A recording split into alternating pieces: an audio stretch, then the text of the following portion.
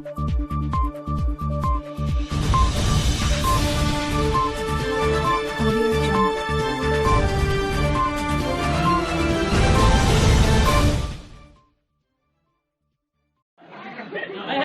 आप देख रहे हैं मिथिला हिंदी न्यूज।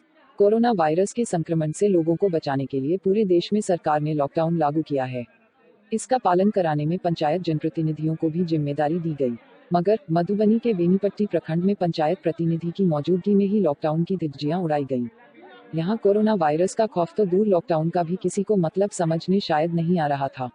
तभी तो दर्जनों लोगों की मौजूदगी में दिन के उजाले में ब्रह्मपुरा पंचायत के चतरा गांव में जबरन शादी, यानी जिसे पकड़वा शादी कहते हैं, कराई गई। इस शादी का वीडियो शुक्रवार से ही सोशल मीडिया पर वायरल हो रहा है। वीडियो के वायरल होने के बाद अब इस मामले ने तूल पकड़ लिया है। हालांकि यह मामला प्रेम प्रसंग से भी जुड़ा है। जिस युवक की शादी कराई जा रही है उसका संबंध उसकी भाभी की बहन से था। करीब 3 मिनट के इस वायरल वीडियो में साफ देखा जा सकता है सोशल डिस्टेंसिंग का बिल्कुल ख्याल नहीं रखा गया है और लोग पास पास बैठे हैं। वहीं यह शादी गांव के मुखिया अजित पासवान व सरपंच राघदेव यादव की मौजूदगी में हो रही